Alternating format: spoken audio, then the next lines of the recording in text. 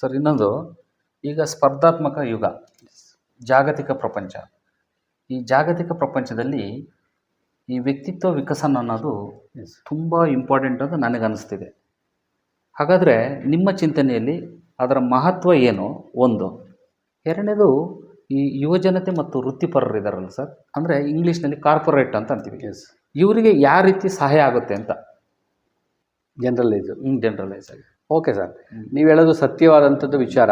ಒಂದು ವ್ಯಕ್ತಿತ್ವ ವಿಕಸನದ್ದು ಒಂದಾದರೆ, ಈಗ ನೀವು ಹೇಳಿದಾಗೆ ಆ ಸಾಮಾನ್ಯ ಜ್ಞಾನ, ಈ ಕಾಂಪಿಟೇಟಿವ್ ಎಕ್ಸಾಮ್ ನನಗೆ ಮೇಯ್ನ್ ಅದನ್ನೇ ಕೇಳ್ತಾ ಇರೋದು. ಸೊ ಆ ದೃಷ್ಟಿಯಲ್ಲೂ ನಾವು ಕೆಲಸ ಮಾಡ್ತಾ ಇದ್ದೀವಿ.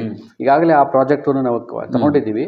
ಈ ಎಕ್ಸಾಂಪಲ್ CET ನೀಟ್ ಬರೆಯೋರಿಗೆ, ಮತ್ತು KS ಬರೆಯೋರಿಗೆ, ಆ ಥರದವ್ರಿಗೆಲ್ಲ ನಾವು ಟ್ರೈನಿಂಗನ್ನು ಈಗಾಗಲೇ ಕೊಡ್ತಾ ಇದ್ದೀವಿ.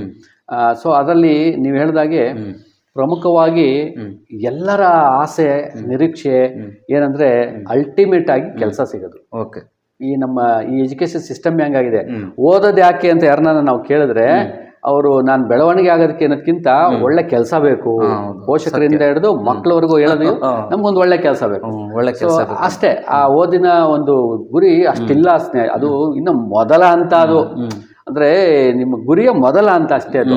ಆದ್ರೆ ಇನ್ನು ಮುಂದೆ ತುಂಬಾ ಇದೆ. ಬಟ್ ನಾವು ಅದನ್ನೇ ಅಂತಿಮ ಅನ್ಕೊಂಡ್ಬಿಡ್ತೀವಿ. ಒಂದ್ ಕೆಲಸ ಸಿಕ್ಬಿಡ್ತು, ಈಗ ನನಗೆ ಒಬ್ಬ ಶಿಕ್ಷಕನಾಗಿ ಕೆಲಸ ಸಿಕ್ಬಿಡ್ತು, ನಾನು ತೃಪ್ತಿ, ಅಂದ್ರೆ ಕಂಫರ್ಟ್ ಝೋನ್ ಆಗ್ಲೇ ಬಿಡಪ್ಪ, ನಂದಾಯ್ತಿನ್ನ ಅಂತ ಒಂದು ಒಳ್ಳೆ ಕೆಲಸ ಸಿಕ್ಬಿಟ್ರು, ಅದರಲ್ಲೂ ತಹಸೀಲ್ದಾರ್ ಒಳ್ಳೊಳ್ಳೆ ಪೋಸ್ಟ್ಗಳು ಸಿಕ್ಬಿಡ್ತು ಅಂದ್ರೆ ಅವ್ರ ಎಜುಕೇಶನ್ ಅಲ್ಲಿಗೆ ಮುಗೀತು ಅಂತ ಹೇಳ್ಕೊಂತಾರೆ. ಸೊ ಇಲ್ಲ, ಅಲ್ಲಿಂದನೇ ಸ್ಟಾರ್ಟ್ ಆಗೋದು. ನಿಮ್ಮ ಕಮ್ಯುನಿಕೇಶನ್ ಇರ್ಬೋದು, ಸಮಾಜದೊಂದಿಗೆ ನೀವು ಬೆರೆಯೋದಿರ್ಬೋದು. ಸೊ ಹಾಗಾಗಿ ಈ ಕಾಂಪಿಟೇಟಿವ್ ಎಕ್ಸಾಮ್ ನಲ್ಲಿ ಸಾಮಾನ್ಯ ಜ್ಞಾನಕ್ಕೆ ಹೆಚ್ಚಿನ ಮಾನ್ಯತೆ ಇದೆ.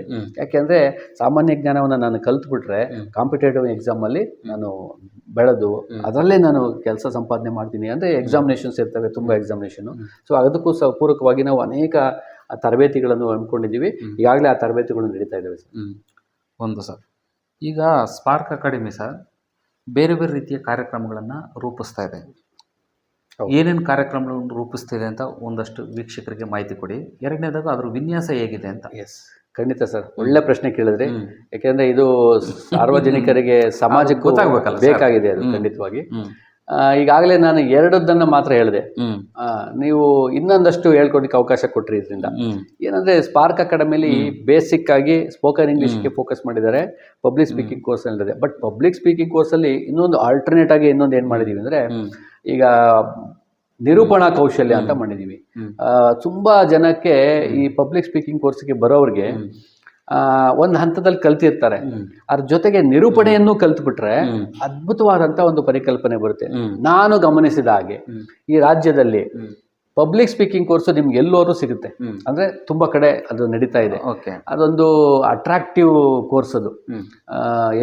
ಕೆಲವ್ರ ಪ್ರಮಾಣ ಹೆಚ್ಚಿದೆ, ಕೆಲವು ಪ್ರಮಾಣ ಕಡಿಮೆ ಇರ್ಬೋದು. ಬಟ್ ಪ್ರಯತ್ನಗಳು ನಡೀತಾ ಇದೆ. ಆದ್ರೆ ನಿರೂಪಣೆ ಅನ್ನೋದಿದೆಯಲ್ಲ, ಇದು ನಾನು ಈಗಾಗಲೇ ಹೇಳಿದಾಗೆ ಮರಳುಗಾಡಲ್ಲಿ OSC ಸಿಕ್ತಾಗೆ, ನಮ್ಗೇನಾಗಿದೆ ಕಾಡಿನಲ್ಲಿ ನದಿ ಸಿಕ್ತಾಗೆ ಅಲ್ಲೊಂದು ಇಲ್ಲೊಂದು ಮಾತ್ರ ನಡೀತಿದೆ. ಬಟ್ ಏನು ಪ್ರೇಕ್ಷಕರು ಇರ್ಬೋದು ಅಥವಾ ಅಲ್ಲಿ ಹೋಗಿ ಸೇರ್ಕೊಂಡು ಜಾಯ್ನ್ ಆಗೋರ್ಗು ಅವ್ರಿಗೇನಂತ ಕೋರ್ಸ್ ಅಲ್ಲ ಅಂತ ಅನ್ಸಿರ್ಬೋದು.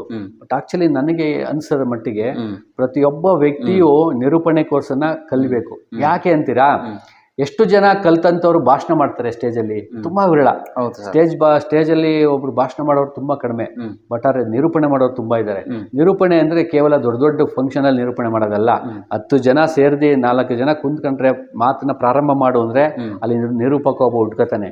ಸ್ವಾಗತ ಮಾಡೋದು, ವಂದನಾರ್ಪಣೆ ಮಾಡೋದು, ಆ ಮೀಟಿಂಗ್ ಅನ್ನ ಕಾಲ್ ಆಫ್ ಮಾಡೋದು, ಆ ಉದ್ದೇಶನ ತಿಳಿಸೋದು, ಎಲ್ಲ ನಿರೂಪಣೆ ಟೆಕ್ನಿಕ್ಸ್ ಅಲ್ಲೇ ಬರುತ್ತೆ. ಹಾಗಾಗಿ ಅದನ್ನ ನಾವು ಮನಗೊಂಡು ಭಾಷಣದ ಜೊತೆಗೆ ನಿರೂಪಣಾ ಕೌಶಲ್ಯವನ್ನು ಪ್ರಾರಂಭ ಮಾಡಿದ್ವಿ. ತುಂಬಾ ಅಭೂತಪೂರ್ವವಾದಂತಹ ಒಂದು ಅವಕಾಶ ಇದು. ತುಂಬಾ ಜನ ಶಿಕ್ಷಕರು, ಅದೇ ಅನೇಕ ಬೇರೆ ಬೇರೆ ವೃತ್ತಿಲಿರೋರು ಬರ್ತಾ ಇದ್ದಾರೆ. ಈಗಾಗಲೇ ಕೋರ್ಸ್ ಸ್ಟಾರ್ಟ್ ಆಗಿದೆ. ಈ ಮುಂದಿನ ದಿನಗಳಲ್ಲಿ ಅದನ್ನ ಸನ್ನಿವಾಸ ತರಬೇತಿಯನ್ನು ಸಹ ಇಟ್ಕೊಂಡಿದ್ದೀವಿ. ಅದೊಂದು ಅದ್ಭುತವಾದಂತ ಅವಕಾಶ. ಇದು ಒಟ್ಟಿಗೆ ನಾನು ನಿಮ್ಗೆ ಹೇಳೋದಂದ್ರೆ, ಭಾಷಣ ಕೌಶಲ್ಯ ನಮ್ದು ಅಲ್ಟಿಮೇಟ್ ಗುರಿ. ಈ ನಿರೂಪಣೆಯ ಜೊತೆಗೆ ನಿರೂಪಣೆ ಕೌಶಲ್ಯನೂ ಎಲ್ಲೂ ರಾಜ್ಯದಲ್ಲಿ ನಿಮ್ಗೆ ಬಹುಶಃ ಅತ್ಯಂತ ಕಡಿಮೆ ಜನಗಳು ಮಾಡ್ತಿರೋದು. ಬಟ್ ನಾವು ಅತ್ಯಂತ ಯಶಸ್ವಿಯಾಗಿ ಮಾಡಿದ್ದೀವಿ. ಅದು ಅಫೋರ್ಡಬಲ್ ಪ್ರೈಸು. ಯಾಕೆ ಅಫೋರ್ಡಬಲ್ ಪ್ರೈಸ್ ನನಗೆ ಎಷ್ಟು ಅಮೌಂಟ್ ಅಂತ ನಾನು ಯಾಕೆ ಹೇಳ್ತಿಲ್ಲ ಅಂದರೆ, ಕೆಲವು ಸರಿ ನಾವು ಈಗ ಏನು ಕೋರ್ಸ್ಗೆ ಅಮೌಂಟ್ ಕೊಟ್ಟಿರ್ತೀವಿ ಮುಂದಿನ ತಿಂಗಳಿಗೆ ಜಾಸ್ತಿ ಆಗಬೇಕು ನಿಮ್ಮ ಪ್ರಕಾರ. ಹಂಗಾಗ್ತಿಲ್ಲ ಸ್ಪಾರ್ಕ್ ಅಕಾಡೆಮಿಲಿ, ಇನ್ನ ಕಡಿಮೆ ಆಗ್ತಿದೆ. ಯಾಕೆ ಅಂದ್ರೆ ಇನ್ನೊಂದಷ್ಟು ಜನಕ್ಕೆ ಅದು ರೀಚ್ ಆಗಲಿ. ಕೆಲವರಿಗೆ ಹಣದ ಸಮಸ್ಯೆ ಇರ್ಬೋದು, ಕೆಲವ್ರಿಗೆ ಅಷ್ಟೊಂದು ಹಣ ಕೊಡ್ಬೇಕಂತ ಮನಸ್ಥಿತಿ ಇರ್ಬೋದು. ಸೊ ಈಗ ನಮಗೆ ಮನಸ್ಥಿತಿ ಪರಿಸ್ಥಿತಿಗಿಂತ ಮುಖ್ಯ ನಿಜವಾದ ಸ್ಥಿತಿಯನ್ನು ಅವ್ರಿಗೆ ತಿಳಿಸ್ಬೇಕಾಗಿದೆ. ಇದ್ರ ನಿನ್ನ ಬೆಳವಣಿಗೆ ಇದೊಂದು ದಾರಿ ಅಂತ. ಹಾಗಾಗಿ ನಾವು ಏನ್ ಮಾಡಿದೀವಿ, ಕಾಲ ಕಾಲಕ್ಕೆ ಅದನ್ನ ಬದಲಾವಣೆ ಮಾಡ್ತಿರೋದ್ರಿಂದ ಆ ಕೋರ್ಸ್ ಹತ್ರ ಬರೋರ್ಗೆ ಗೊತ್ತಾಗುತ್ತೆ ಅಷ್ಟೊಂದು ಅಫೋರ್ಡಬಲ್ ಪ್ರೈಸ್ ಅಲ್ಲಿ ಸಿಗ್ತಾ ಇದೆ. ಒಂದು. ಎರಡನೇದು, ಭಾಷಣ ಕೌಶಲ್ಯದಲ್ಲಿ ಎಂತ ಅದ್ಭುತವಾದ ಬದಲಾವಣೆ ಮಾಡಿದೀವಿ ಅಂದ್ರೆ, ಮಾತೆಂಬುದು ಜ್ಯೋತಿರ್ಲಿಂಗ 2 ಕೋರ್ಸ್ ಇದಾವೆ. ಒಂದು ಬೇಸಿಕ್, ಅಡ್ವಾನ್ಸು. ಅಂದ್ರೆ ಅವೆರಡನ್ನ ದಾಟಿ ಬರೋರಿಗೆ ಸನ್ನಿವಾಸ ತರಬೇತಿ. ಇಲ್ಲಿ ಒಂದು ಅದ್ಭುತವಾದಂಥ ಅವಕಾಶ ಕೊಟ್ಟಿದ್ದೀವಿ. ಬಹುಶಃ ಕರ್ನಾಟಕದಲ್ಲಿ ಈ ಥರದ ಅವಕಾಶಗಳು ನಮಗೆ ಗೊತ್ತಿರಾಗಿ ಇನ್ನೂ ಇಲ್ಲ. ಅದೇನಂದ್ರೆ, ಅವ್ರಿಗೆ ಆದಂಥ ಒಂದು ವೇದಿಕೆಯನ್ನು ಸೃಷ್ಟಿ ಮಾಡಿದೀವಿ. ಅದು ಸ್ಪಾರ್ಕ್ ಅಕಾಡೆಮಿ ಮಾಡಿರುವಂಥದ್ದು. ಸ್ಪಾರ್ಕ್ ಸ್ಪೀಕ್ ಅಂತ ನೀವೀಗೆಲ್ಲ ಟೆಡೆಕ್ಸ್ ಅಂತ ಕೇಳಿದ್ದೀರಿ. ಸೊ ಅಲ್ಲಿ ಆ ವೇದಿಕೆಯಲ್ಲಿ ಮಾತಾಡೋದೇ ಒಂದು ಗೌರವ. ಲಕ್ಷಾಂತರ ರೂಪಾಯಿ ಖರ್ಚಾಗುತ್ತೆ ಅದೊಂದು ವೇದಿಕೆಯಲ್ಲಿ ತನ್ನ ಪ್ರತಿಭೆಯನ್ನು ವ್ಯಕ್ತಪಡಿಸೋದಕ್ಕೆ. ಬಟ್ ಇಲ್ಲಿ ನಾವು ಉಚಿತವಾಗಿ ಸ್ಪಾರ್ಕ್ ಅಕಾಡೆಮಿಲಿ ಯಾರು ಆನ್ಲೈನಲ್ಲಿ ಬಂದು ಆಫ್ಲೈನಲ್ಲಿ ಸನ್ನಿವಾಸದಲ್ಲಿ ಪಡ್ಕೋತಾರೋ ಅವ್ರಿಗೆ ಆ ವೇದಿಕೆನ ಉಚಿತವಾಗಿ ಕೊಟ್ಟಿದ್ದೀವಿ. ಅದೇನಂದ್ರೆ, ಆ ಒಂದು ವೇದಿಕೆಯಲ್ಲಿ ತನ್ನ ಒಂದು ಜ್ಞಾನವನ್ನ, ತನ್ನ ಭಾಷಣ ಕೌಶಲ್ಯವನ್ನ ಅದ್ಭುತವಾಗಿ ವ್ಯಕ್ತಪಡಿಸೋದಕ್ಕೆ ಅದೊಂದು ದೊಡ್ಡ ವೇದಿಕೆ. ಏನ್ ಹಂಗಾರಲ್ಲಿ ವೇದಿಕೆ ಅಂದ್ರೆ, ಆ ವೇದಿಕೆ ಒಂದು ಪ್ಲಾಟ್ಫಾರ್ಮ್ ಇಟ್ಟಿದ್ದೀವಿ. ಅದಕ್ಕೆ ಆದಂತ ಒಬ್ರು ಸ್ಪೆಷಲಿಸ್ಟ್ಗಳನ್ನ, ಒಳ್ಳೆ ಫಿಲ್ಮ್ಯಾಟಿಕ್ ಕ್ಯಾಮ್ರಾಗಳನ್ನ ತಗೊಂಡ್ಬಂದು ಅವ್ರಿಗೆ ಅದನ್ನು ಶೂಟಿಂಗ್ ಮಾಡ್ತೀವಿ. ಕೇವಲ 10 ರಿಂದ 15 ನಿಮಿಷ ಅಷ್ಟೇ, ತುಂಬಾ ಏನಿಲ್ಲ. 10 ರಿಂದ 15 ನಿಮಿಷ ಆ ವ್ಯಕ್ತಿಯ, ಯಾರು ಭಾಷಣ ಮಾಡ್ತಾರಲ್ಲ ಆ ವ್ಯಕ್ತಿ ಒಳಗಡೆ ಅಂತಸತ್ವ, ಪದ ಸಂಪತ್ತು, ವಾಕ್ಯ ಸಂಪತ್ತು, ಜ್ಞಾನ, ಗ್ರಹಿಕೆ, ಅರಿವು ಎಲ್ಲವನ್ನು ವ್ಯಕ್ತಪಡಿಸೋದಕ್ಕೆ ಅದೊಂದು ಅದ್ಭುತವಾದಂತ ವೇದಿಕೆ. ಅಲ್ಲಿ ಅವ್ರು ಸಕ್ಸಸ್ ಆಗಿರ್ತಾರೆ. ಆ ಸಕ್ಸಸ್ ಅನ್ನ, ಆ ವಿಡಿಯೋನ ನಾವು ಯೂಟ್ಯೂಬ್ಗಳಲ್ಲಿ, ಕೇವಲ ನಮ್ಮದೇ ಒಂದು ಯೂಟ್ಯೂಬ್ ಚಾನಲ್ ಅಂತ, ಇತರರ ಯೂಟ್ಯೂಬ್ ಬೇರೆ ಬೇರೆ ಯೂಟ್ಯೂಬ್ ಚಾನಲ್ಗಳು ಅದನ್ನು ನಾವು ಶೇರ್ ಮಾಡಿಸಿ ಅವರ ಪ್ರತಿಭೆಯನ್ನ ಈ ಜಗತ್ತಿಗೆ ಪ್ರಚಾರ ಮಾಡೋಂಥದ್ದು, ರೀಚ್ ಮಾಡೋಂಥದ್ದು. ಇದರಿಂದ ಒಬ್ಬ ಒಳ್ಳೆ ಸ್ಟಾರ್ ಹುಟ್ಬೋದು. ನೋಡಿ, ಯಾವ್ದೋ ಒಂದು ಫಿಲಮ್ ಅಲ್ಲಿ ಇದಕ್ಕಿದ್ದಕ್ಕೆ ಹೊಸ ಹೊಸ ಸ್ಟಾರ್ ಹುಟ್ತಾರೆ. ಸ್ಟಾರ್ ಹುಟ್ಟೋದು ಯಾವಾಗ? ಅವಕಾಶ ಕೊಟ್ಟಾಗ ಅಷ್ಟೇ. ಅವಕಾಶನೇ ನೀವು ಕೊಡ್ಲಿಲ್ಲ ಅಂದ್ರೆ, ಈಗ ಯಾರ್ಯಾರು ನಾವು ರಾಜ್ಕುಮಾರ್ ಸರ್ ಇಂದ ಹಿಡಿದು ಇಲ್ಲಿವರೆಗೂ ದರ್ಶನ್ ಸರ್ ವರೆಗೂ ನೀವು ಏನ್ ನೋಡ್ಕೊಂಡು ಬರ್ತಿದ್ದೀರಿ, ಅವರೆಲ್ಲ ಅವಕಾಶಗಳೇ ಇಲ್ಲ ಅಂದ್ರೆ ಕಷ್ಟ ಆಗ್ತಿತ್ತು. ಆದ್ರೆ ಅವ್ರಿಗೆ ಯಾವುದೋ ರೀತಿಯಲ್ಲಿ ಅವಕಾಶಗಳನ್ನ ಕೊಟ್ಟು ಆ ಅವಕಾಶಗಳಿಂದ ಬೆಳೆದಂಥವ್ರು ಬಹಳ ಕಷ್ಟದಲ್ಲಿ ಬೆಳೆದು ಈಗ ದೊಡ್ಡ ದೊಡ್ಡ ಸ್ಟಾರ್ಗಳಾಗಿದ್ದಾರೆ. ಇವ್ರುಗಳು ಅಷ್ಟೇ, ಭಾಷಣಕಾರನಿಗೂ ಅಷ್ಟೇ, ಒಂದೊಂದು ಅವಕಾಶಗಳು ಸಿಕ್ಕಿದ್ರೆ ಅವಕಾಶಗಳೇ ಅವ್ರಿಗೆ ದೊಡ್ಡ ಸ್ಟಾರ್ ಆಗಿ ಮಾಡ್ಬಿಡುತ್ತೆ. ಹಾಗಾಗಿ ಅಂಥದ್ದೊಂದು ಅವಕಾಶವನ್ನ ನಾವು ಪ್ರೇರೇಪಣೆ ಮಾಡಿ ಕೊಡ್ತಾ ಇದೀವಿ. ಅದು ತುಂಬಾ ಚೆನ್ನಾಗಿ ಎಲ್ಲರೂ ಖುಷಿ ಪಟ್ಟು ಅದನ್ನ ಜಾಯಿನ್ ಆಗಿದ್ದಾರೆ. ಅದ್ರ ಜೊತೆಗೆ ನಾವು ಮಾತಿನ ಮಂಟಪ ಅಂತ ಒಂದು ಮಾಡಿದೀವಿ. ಅದು 1 ವರ್ಷ ಉಚಿತ. ಅದನ್ನು ಈ ಆನ್ಲೈನ್ ಕೋರ್ಸ್ ಬರೋರಿಗೆ ಅದೇನು ಅಂದ್ರೆ, ಪ್ರತಿ ಸಾಟರ್ಡೆ ಸಂಡೇ, ಈಗ ನಾನೊಬ್ಬ ಭಾಷಣಕಾರ ಅಥವಾ ನಾನೊಬ್ಬ ಟ್ರೈನರು, ನಾನು ಮಾತಾಡೋದು ದೊಡ್ಡದಲ್ಲ. ಬಟ್ ಹೊಸದಾಗಿ ಬಂದು ಕಲ್ತಿರೋಂಥವ್ರು, ಸ್ವಲ್ಪ ಬೆಳೆದಿರೋಂಥವ್ರು, ಈಗ ಅವ್ರಿಗೊಂದು ವೇದಿಕೆ ಬೇಕು. ಯಾವಾಗ್ಲೂ ಕೊಡಕ್ ಸಾಧ್ಯ ಇಲ್ಲ. ಎಲ್ಲೋ ಈಗ ಸ್ಪಾರ್ಕ್ ಸ್ಪೀಕ್ ಅನ್ನೋದು ಅದು ದೊಡ್ಡ ವೇದಿಕೆ. ಸಣ್ಣ ಸಣ್ಣ ವೇದಿಕೆ ಬೇಕಲ್ಲ, ತಪ್ಪು ಮಾಡೋಕ್ಕೆ ಅವಕಾಶ ಇರ್ಬೇಕಲ್ಲ. ತಪ್ಪು ಮಾಡಕ್ಕೆಲ್ಲ ಅವಕಾಶ ಇರುತ್ತೋ ಅಲ್ಲಿ ಬೆಳೆಯಕ್ ಸಾಧ್ಯ. ಸೊ ಅಲ್ಲಿ ಏನ್ ಮಾಡಿದೀವಿ ನಾವು, ಪ್ರತಿ ಶನಿವಾರ ಭಾನುವಾರ ಈ ಮಾತಿನ ಮಂಟಪದಲ್ಲಿ ಉಚಿತವಾಗಿ ಅವ್ರು ಮಾತಾಡ್ಬೋದು. 3 ಜನಕ್ಕೆ ಅವಕಾಶ ಕೊಡ್ತೀವಿ, 20-20 ನಿಮಿಷ. ಆ ಸ್ಪೀಕರ್ನ ಕೇಳೋದಕ್ಕೆ ಅಂತಾನೆ ಆಡಿಯನ್ಸ್ ಬರ್ತಾರೆ. ಸೊ ಆಗೇನಾಗುತ್ತೆ, ಇವರ ಅದನ್ನ ಅಬ್ಸರ್ವೇಷನ್ ಮಾಡಿ ಅವರಿಗೆ ಉಚಿತವಾಗಿ ಗೈಡೆನ್ಸ್ ಅನ್ನು ಕೊಡ್ತಾ ಇದ್ದೀವಿ. ಸೊ ಈ ತರದ ಅವಕಾಶ ನಮಗೆ ಗೊತ್ತಿರೋದಂಗೆ ಎಲ್ಲೂ ಇಲ್ಲ ಅಂದ್ರೆ ನಮ್ಗೆ ಗೊತ್ತಿರಂಗೆ. ಸೊ ಈ ತರದ ಅವಕಾಶಗಳನ್ನ ಬಳಸ್ಕೊಂಡು ಶಿಕ್ಷಕರಾಗಿರ್ಬೋದು, ಅನೇಕ ಜನ ವೃತ್ತಿಪರರು ಇದನ್ನ ಬಳಸ್ಕೊಂಡ್ರೆ ಅದ್ಭುತವಾದಂತ ಅವಕಾಶ ಅವ್ರಿಗೆ. ಸರ್, ಈಗ ನಾನು ಮತ್ತೊಂದು ಕೇಳ್ತೀನಿ ಸರ್. ಈಗ ನೀವು ಪಬ್ಲಿಕ್ ಸ್ಪೀಕಿಂಗು ಕೋರ್ಸ್ಗಳನ್ನು ಮಾಡ್ತಿದ್ರಿ. ಸುಮಾರು 6 ಬ್ಯಾಚ್ಗಳು ಈಗ ಮುಂದುವರಿತಾ ಯಶಸ್ವಿಯಾಗಿದೆ. 6ನೇ ಬ್ಯಾಚ್ ಮುಗ್ದಿದೆ ಅಂತ ಅಂದ್ಕೊಂಡು. ಹೌದು ಸರ್, ಮುಗ್ದಿದೆ ಸರ್. ಈಗ ಈ 6 ಬ್ಯಾಚಲ್ಲಿ ಒಂದಷ್ಟು ನಿರೂಪಕರು, ಭಾಷಣಕಾರರು ಎಲ್ಲ ಹುಟ್ಕೊಂಡಿದ್ದಾರೆ. ಚೆನ್ನಾಗಿ ಇದು ಮಾಡ್ತಿದ್ದಾರೆ. ಅವ್ರ ಜೀವನದಲ್ಲಿ ಏನಾದ್ರು ಬದಲಾವಣೆ ಆಗಿದ್ದು ಸ್ಪಾರ್ಕ್ ಅಕಾಡೆಮಿ ಗಮನಕ್ಕೆ ಬಂದಿದೆಯಾ ಅಂತ ಒಂದು. ಎರಡನೇದು, ಅಂಥ ಯಶಸ್ಸಿನ ಕಥೆಗಳಿದ್ರೆ ಇಲ್ಲಿ ಹಂಚಿಕೊಳ್ಳಿ ಅಂತ. ಖಂಡಿತ ಸರ್. ಅದಕ್ಕೂ ಮುಂಚೆ ನಾನು ಇನ್ನೊಂದೊಂದು ವಿಷಯ ಹೇಳ್ಬೇಕು ನಿಮಗೆ. ಈ ಒಂದು ಪಬ್ಲಿಕ್ ಸ್ಪೀಕಿಂಗ್ ಕೋರ್ಸು ಜೊತೆಗೆ ಸ್ಪೋಕನ್ ಇಂಗ್ಲಿಷ್ ಜೊತೆಗೆ ನಾವು ಇನ್ನೊಂದು ಕೋರ್ಸ್ ಅನ್ನು ಮಾಡ್ತಿದ್ದೀವಿ, ವೇದಿಕ್ ಮ್ಯಾಥ್ಸ್ ಅಂತ. ಈ ವೇದಿಕ್ ಮ್ಯಾಥ್ಸು ಮಕ್ಕಳಿಗೆ ಎಷ್ಟು ಉಪಯೋಗ ಆಗ್ತಿದೆ ಅಂದ್ರೆ, ಒಬ್ಬ ಕ್ಯಾಲ್ಕುಲೇಟರ್ ಇಲ್ದಲೆ ಅಥವಾ ಒಂದು ಯಾವುದೇ ಲೆಕ್ಕಗಳ ಸೂತ್ರಗಳೇ ಅವ ಬರೀ ಮಗ್ಗಿನ ನಾವೇನಾದ್ರು ಒಂದು 5-8 ಎಷ್ಟು ಅಂದ್ರೆ ಅವ್ನು ಕಲ್ಪನೆ ಮಾಡ್ಕೋತಾನೆ, ಇಲ್ಲ ಬರ್ಕೋತಾನೆ. ಯಾವ ಅವಕಾಶಗಳು ಇಲ್ದಲೆ ಕೇವಲ ಟ್ರಿಕ್ಸ್ ಮೂಲಕ ವೇದಿಕ್ ಮ್ಯಾಥ್ಸ್ ಅಂತ ಹಳೆಯ ಕಾಲದ್ದು ಬಹಳ ಸನಾತನ ಧರ್ಮದಿಂದ ಬಂದಿರೋಂಥದ್ದು, ಅದನ್ನ ಕೋರ್ಸನ್ನ ನಾವು ಸ್ಟಾರ್ಟ್ ಮಾಡಿದ್ದೀವಿ ಸರ್. ಇತ್ತೀಚೆಗೆ ಎಷ್ಟು ರೆಸ್ಪಾನ್ಸ್ ಬಂದಿದೆ ಅಂದ್ರೆ ಅಷ್ಟು ದೊಡ್ಡ ರೆಸ್ಪಾನ್ಸ್ ಬಂದಿದೆ. ಸೊ ಅದನ್ನು ಸಹ ನಾವು ಮುಂದುವರ್ಸ್ಕೊಂಡು ಹೋಗ್ತಾ ಇದ್ದೀವಿ. ಇನ್ನು ನಿಮ್ಮ ಪ್ರಶ್ನೆಗೆ ಬರ್ತೀನಿ. ನಿಮ್ಮ ಮುಖ್ಯವಾದ ಪ್ರಶ್ನೆ ಏನಂದ್ರೆ ಇದರ ಬೆಳವಣಿಗೆ ಏನು ಅಂತ. ಅಂದ್ರೆ 6 ಬ್ಯಾಚ್ ಬಂದಿದ್ದಾರೆ, ಒಂದಷ್ಟು ಭಾಷಣಕಾರರು ಉಟ್ಕೊಂಡಿದ್ದಾರೆ, ನಿರೂಪಕರು ಉಟ್ಕೊಂಡಿದ್ದಾರೆ. ಯಾರ್ಯಾರು ನಿಮ್ಗೆ ಗೊತ್ತಿಲ್ದಿದಾರಲ್ಲಿ ಈಗ ನಿಮ್ಮ ಯಾವ ತರ ಬೆಳವಣಿಗೆ ಆಗಿದೆ ಅಂತ ಯಶಸ್ಸಿನ ಒಂದು ಏನಾದ್ರು ತುಣುಕು ತುಂಬಾ ಇದಾವೆ ಸರ್, ತುಂಬಾ ಇದಾವೆ. ಒಂದು 2-3 ಹೇಳ್ತೀನಿ. ನಮ್ಗೆ ಹೇಳ್ಬೇಕಾದ್ರೆ ಒಂದು 10ಕ್ಕೂ ಹೆಚ್ಚು ಉದಾಹರಣೆಗಳಿವೆ. ಅದರಲ್ಲಿ ಪ್ರಮುಖವಾಗಿ 1-2 ಹೇಳ್ತೀನಿ ಸರ್. ಇದೇ ನಮ್ಮ ಭಾಷಣ ಕೌಶಲ್ಯ ತರಬೇತಿಗೆ ಪ್ರಪ್ರಥಮವಾಗಿ ಸತೀಶ್ ಅನ್ನೋರು ಬಂದರು ಮೊದಲನೇ ಬ್ಯಾಚಲ್ಲಿ. ಅವರು ಒಂದು ಆಮ್ಕ್ಯಾಡ್ ಅಂತ ಒಂದು ಸಂಸ್ಥೆ ಇದೆ ಮೈಸೂರಲ್ಲಿ, ಅಲ್ಲಿ ತರಬೇತಿಯನ್ನು ಪಡೆದಿದ್ರು. ಅದರ ನಂತರ ಅವ್ರಿಗೆ ಅವಕಾಶಗಳಿರಲಿಲ್ಲ, ಆಮೇಲೆ ಅವರ ಶಕ್ತಿ ಅವರಿಗೆ ಅರಿವಿರಲಿಲ್ಲ. ಅಂತಹ ಒಬ್ಬ ವ್ಯಕ್ತಿತ್ವ ಇರುವಂಥ ಒಟ್ಟು ಅಚಲವಾದಂಥ ಅವ್ರಿಗೆ ಪ್ರತಿಭೆ ಇತ್ತು, ಅಚಲವಾದಂಥ ಒಂದು ಗುರಿ ಇತ್ತು, ಆದರೆ ಅವ್ರಿಗೆ ಅವಕಾಶ ಇರಲಿಲ್ಲ. ಸೊ ಆಗ ಸ್ಪಾರ್ಕ್ ಅಕಾಡೆಮಿಯಿಂದ ಅವರು ಬಂದು ಕಲಿಯೋದಕ್ಕೆ ಬಂದಾಗ ಸೊ ಅವರಿಗೆ ನಾವು ಒಂದು ಅವಕಾಶ ಮಾಡಿಕೊಟ್ವು, ಅವರಿಗೆ ತರಬೇತಿಗಳನ್ನು ಕೊಡಿಸಿದ್ವು, ನಾವು ತರಬೇತಿಗಳನ್ನು ಕೊಟ್ವು. ಸೊ ಅನೇಕ ಹೊರಗಡೆಯಿಂದ ತರಬೇತಿ ಕೊಡಿಸಿ ಅವರ ಒಂದು ಅವರ ಛಲಕ್ಕೆ ಮತ್ತು ಅವರ ಪ್ರತಿಭೆಗೆ ಒಂದು ಪ್ರೋತ್ಸಾಹ ಕೊಟ್ಟಾಗ ಇವತ್ತು ದೊಡ್ಡ ಟ್ರೈನರ್ ಆಗಿದ್ದಾರೆ ಅವರು. ದೊಡ್ಡ ಟ್ರೈನರ್ ಹೆಂಗೆ ಅಂದರೆ ನಿಮ್ಗೆ ಯಾವ ಭಾನುವಾರವೂ ಸಿಗಲ್ಲ, ಅವರು ಯಾವ ಹಬ್ಬದಲ್ಲೂ ಸಿಗಲ್ಲ, ಅಂದ್ರೆ ಅವರು ಫ್ಯಾಮಿಲಿಗೂ ಸಿಗಲ್ಲ, ನಿಮ್ಗೆ ಬೇರೆಯವ್ರಿಗೂ ಸಿಗಲ್ಲ. ಅಂದ್ರೆ ಅವರೆಲ್ಲೋ ಒಂದ್ ಕಡೆ ಟ್ರೈನಿಂಗ್ ಕೊಡ್ತಾ ಇರ್ತಾರೆ. ಅದ್ಭುತವಾದಂತ ಅವ್ರಿಗೆ ಅಷ್ಟು ಜನಗಳು ಪ್ರೀತಿಯಿಂದ ಬರ್ತಾರೆ. ದೊಡ್ಡ ದೊಡ್ಡ ಸಂಸ್ಥೆಗಳು, ಮಠಗಳು, ಮಾನ್ಯಗಳು, ಅದ್ರ ಜೊತೆಗೆ ಇನ್ಸ್ಟಿಟ್ಯೂಷನ್ಸ್ಗಳು ಎಲ್ಲವೂ ಕರೀತಿರ್ತಾರೆ.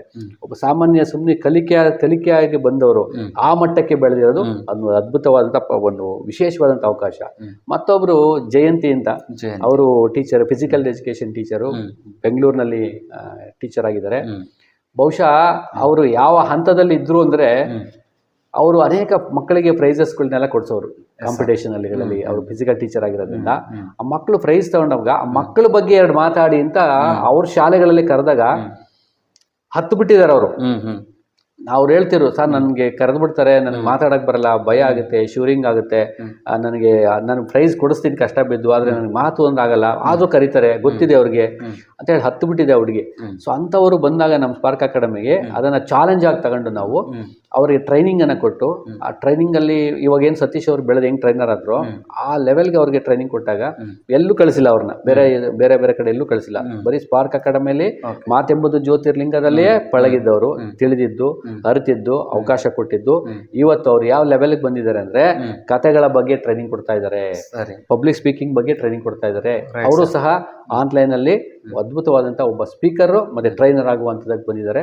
ನೋಡಿ, ಮಾತಾಡದೆ ಹತ್ಬಿಡ್ತೀನಿ ಅನ್ನೋರು ಮಾತನ್ನ ಹೇಳಿಕೊಡುವ ಟ್ರೈನಿಂಗ್ ಬಂದಿದ್ದಾರಲ್ಲ, ಈ ತರದ್ದು. ಇನ್ನೊಬ್ರು ವಿಜಯಲಕ್ಷ್ಮಿ ಅಂತ ಇದ್ದಾರೆ, ಕಲಬುರಗಿ ವಿಜಯಲಕ್ಷ್ಮಿ ಪತ್ತರ್ ಅವರು, ಇಲ್ಲಿ ಯಾದಗಿರಿನಲ್ಲಿದ್ದಾರೆ. ಅವರು ಎಷ್ಟು ಪ್ರಚಲಿತರಾಗಿದ್ದಾರೆ ಅಂದ್ರೆ ಅಣ್ಣ ಬಸವಣ್ಣನವರ ವಚನಗಳಿರ್ಬೋದು, ಒಳ್ಳೆಯ ಗಾದೆಗಳಿರ್ಬೋದು, ಒಳ್ಳೆಯ ನುಡಿಮುತ್ತುಗಳಿರ್ಬೋದು, ಎಷ್ಟು ಚೆನ್ನಾಗಿ ಪ್ರಖರವಾಗಿ ಒಬ್ಬ ಸ್ಪೀಕರ್ಗಿಂತ ಅದ್ಭುತವಾಗಿ ಟ್ರೈನರ್ ತರ ಮಾತಾಡ್ತಾರೆ. ಸೊ ಅವ್ರಿಗೆ ಎಲ್ಲೂ ಅವಕಾಶ ಇರಲಿಲ್ಲ. ಸೊ ನಮ್ಮಲ್ಲೇ ಫಸ್ಟ್ ಟೈಮ್ ಬಂದಿದ್ದವರು ಕಲಿಕಾರ್ಥಿಯಾಗಿ, ಇವತ್ತು ಅವರು ದೊಡ್ಡ ಟ್ರೈನರ್ ಆಗಿ ಸ್ಪೀಕರ್ ಆಗಿದ್ದಾರೆ. ಇವಿಷ್ಟೇ ಅಲ್ಲ, ಕಲ್ಪನಾ ನಾಯಕ್ ಅಂತ ಇದ್ದಾರೆ. ಹೀಗೆ ಸುಮಾರು 10ರಿಂದ 12 ಜನರನ್ನ ಈಗಾಗಲೇ ಬೆಳೆಸ್ಬಿಟ್ಟಿದೀವಿ ನಾವು. ಈ 6 ತಿಂಗಳು ಪೀರಿಯಡ್, ಸ್ಪ್ಯಾನ್ ಆಫ್ 6 ಮಂತ್ಸ್ ಅಲ್ಲಿ 6 ಬ್ಯಾಚ್ ಅಲ್ಲಿ ಒಂದು 10ರಿಂದ 12 ಒಂದು ಎಷ್ಟಾಯ್ತು ನಿಮಗೆ, ಪ್ರತಿ ಬ್ಯಾಚ್ ಅಲ್ಲಿ ಇಬ್ಬಿಬ್ರು ಟ್ರೈನರ್ಗಳು ಮಾಡಿದೀವಿ, ನಾಟ್ ಸ್ಪೀಕರ್, ಟ್ರೈನರ್ಗಳು. ಅವ್ರು ಮಾತಾಡಕ್ಕೆ ಆಡಿಯನ್ಸ್ ಬರ್ತಾರೆ. ಸೊ ಆ ಲೆವೆಲ್ಗೆ ನಾವು ಬೆಳೆಸಿದೀವಿ ಸರ್. ಈಗ ಈ ಸ್ಪರ್ಧಾತ್ಮಕ ಪ್ರಪಂಚದಲ್ಲಿ ಈ ಹಿನ್ನೆಲೆಯನ್ನು ಗಮನಿಸಿದರೆ ಈ ವ್ಯಕ್ತಿತ್ವ ವಿಕಸನ ತರಬೇತಿ ಪಡೆಯುವವರ ಪ್ರಮಾಣ ಮತ್ತು ಅವರ ಬೇಡಿಕೆ ಹೇಗಿದೆ ಅಂತ ಒಂದು, ಇದಕ್ಕೆ ಈ ಸ್ಪಾರ್ಕ್ ಅಕಾಡೆಮಿ ಯಾವ ರೀತಿ ಸ್ಪಂದಿಸ್ತಿದೆ ಅಂತ. ಒಳ್ಳೆ ಪ್ರಶ್ನೆ ಕೇಳಿದ್ರಿ. ಯಾಕೆಂದ್ರೆ ಈ ವ್ಯಕ್ತಿತ್ವ ವಿಕಸನ ಅಂದ್ರೆ ಒಂದು ದೊಡ್ಡ ಶಕ್ತಿ ಒಬ್ಬ ಮನುಷ್ಯನಿಗೆ. ಈಗ ನಾನು ನಿಮ್ಗೆ ಹೇಳ್ತೀನಿ, ಅಥವಾ ನನಗೆ ಹೇಳಿದ್ರೆ ನನ್ನ ಹೆಸರು ಮಹೇಶ, ನನ್ನ ಹೆಸರೇ ನಾನಾ? ಅಲ್ಲ. ನಾನು ಹಾಕಿರೋ ಡ್ರೆಸ್ಸು ನಾನಾ? ಅಲ್ಲ. ಅಥವಾ ನನ್ನ ಕುಟುಂಬ ನಾನಾ? ಅಲ್ಲ. ನನ್ನ ಕೀರ್ತಿ ನಾನಾ? ಅಥವಾ ನಿಮ್ಗೆ ಏನೆಲ್ಲ ನಾನು ಕಾಣ್ತಾ ಇದ್ದೀನಿ ಅವೆಲ್ಲ ನಾನಾ ಅಂತ ಹೇಳಿದ್ರೆ ಅಲ್ಲ. ಹಾಗಾದ್ರೆ ನಾನು ಯಾರು ಅಂತ ಬಂದ್ರೆ, ನನ್ನೊಳಗಿನ ನಾನು, ನನ್ನ ಆತ್ಮದಲ್ಲಿ ಏನು ಶಕ್ತಿ ಇದೆ, ಯಾವ ತಪ್ಪು ಒಪ್ಪುಗಳನ್ನು ಬಿಟ್ಟು ಸಮಾಜಕ್ಕೆ ಏನನ್ನಾರು ನಾನು ವ್ಯಕ್ತಪಡಿಸ್ತೀನಲ್ಲ, ಅದು ಏನೂ ಅಲ್ಲ, ವರ್ತನೆ. ನಮ್ಮ ಆ ವರ್ತನೆಯೇ ನಾನು ಹೇಗೆ ವರ್ತನೆ ಮಾಡ್ತೀನಿ ಸಮಾಜದಲ್ಲಿ ಅಥವಾ ತನ್ನ ಸುತ್ತಮುತ್ತ ಪರಿಸರದಲ್ಲಿ ಅನ್ನೋದನ್ನ ಆ ವರ್ತನೆಯನ್ನು ನಾವು ತಿದ್ದುಕೊಂಡ್ಬಿಟ್ರೆ, ಆ ವರ್ತನೆಯನ್ನು ನಾನು ಬೆಳೆಸ್ಕೊಂಡ್ಬಿಟ್ರೆ, ನನ್ನ ಆ ಭಾವನೆಗಳನ್ನು ಯಾವ ಥರ ಮಾಡ್ತೀನಿ ಅದೇ ನಮ್ಮತನ, ಅದು ನಾನತ್ವ ಅಂತಾರೆ ಅದಕ್ಕೆ. ಸೊ ಅದನ್ನು ನಾವು ಎಲ್ಲಿ ಕಲಿತೀವಿ ಅಂದರೆ ವ್ಯಕ್ತಿತ್ವ ವಿಕಸನನೇ ಕಲಿಸೋದು, ಬೇರೆ ಇನ್ನೆಲ್ಲೂ ಸಿಗಲ್ಲ.